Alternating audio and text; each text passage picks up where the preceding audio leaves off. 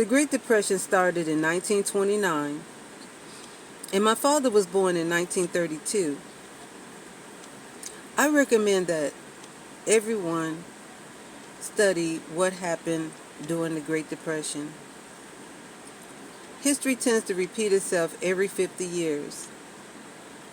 But the sad part about it, people tend to make the same mistakes as they did 50 years ago for lack of information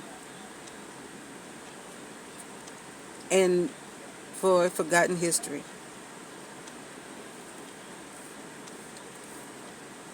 I don't tell people to prepare. I think everyone by now knows, if everyone that's going to prepare has probably already started.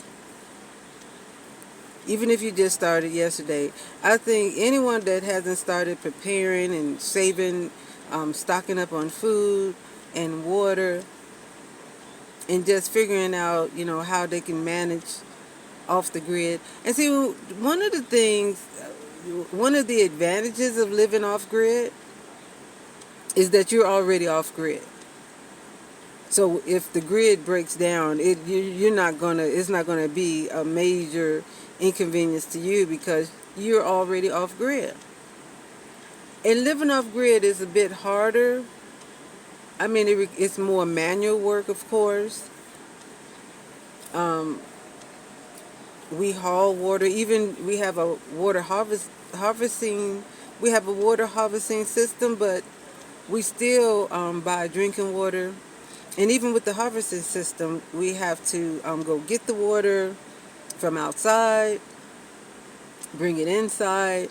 So you're doing a lot more manual work than you would if you only have to open the faucet and the water comes out. But that's okay. I mean, I think living for me and for lots of other people, living off grid is fun. It keeps you sharp. You know,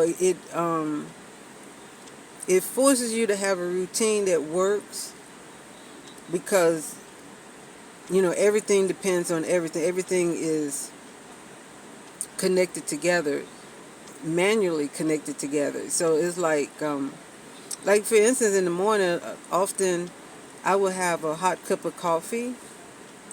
No, actually, I will have a hot cup of tea. And with the water that I boiled for the tea, I use that same water that's left over to wash my face and wet my toothbrush. And then whatever water I have left over after that, I use to wash dishes. So it all starts with a cup of tea. Or it can, of course. But I think the best thing to do, I have lots of friends that they're doing pretty good. They well off from the start. They're well off from the start, and I'm pretty sure they hear about what's going on and how bad it's gotten for other people. But I think they kind of believe that somehow they're not going to be, the disasters is going to skip over them, or because they're financially well off, they're going to be okay. And that may be true to a certain extent, but for instance, if inflation, okay, if we're just dealing with inflation, okay, maybe you'll always be able to afford the gas prices, or you'll always be able to afford the price, whatever they charge for a pound of beef or steak, chicken, whatever. But what in the event that it's not even available? That's where the prepping really, that's where you really benefit from prepping, because some of these things that we have now, that we still have right now, may not even be available 6 months from now. And if they are, who wants to pay the price for them? Everyone is not everyone is not going to be able to, and some people just not going to be willing to pay outrageous prices for just common things that we're used to having. So it's best to, you know, do some prepping regardless of what financial condition you're in. And if you live off grid, don't take for granted that you're always going to have running water. You're always going to have electricity.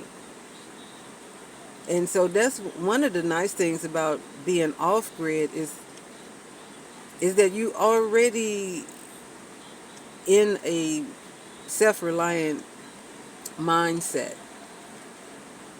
You know, you're already accustomed to hauling water. You're already accustomed to operating on your own solar system, keeping your own solar system working.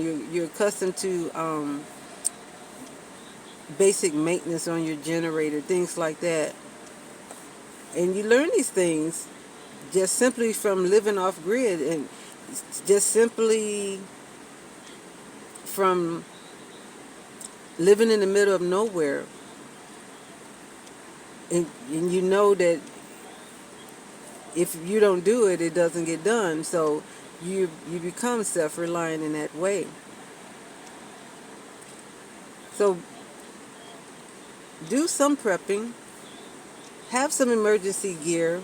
And I think another advantage that I've always had, it wasn't the wealth of that some of my friends enjoy, but I've always been a camper. So from the start, when we moved off grid and moved into the mountains, we had camping gear to start with, and so that was a huge advantage, because we didn't know what we were doing, but we did have some camping gear, portable potties, tents. We had our van as well. And we stayed in the tent, and I slept in the tent. My son slept in the van while we waited on our cabin to be delivered.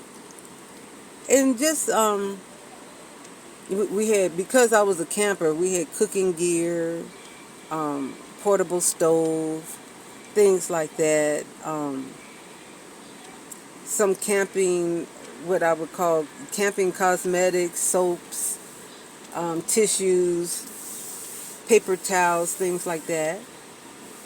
So you just want to, everybody's not going to turn into an expert. You know, I don't care how good or bad things get. Everyone is not going to turn into, you know, I can't think of anybody's name right now, but a super camper, or, you know, a super fisherman. You know, everyone is not going to be out there hunting deer. You know, some people can barely, I don't know. Some people can barely cut the deer when they pick it up from the grocery store. So they're not going to be out there. Everybody's not going to be out there gutting cows and skinning cows and sectioning off meat and things like that. But you just want to be at your best.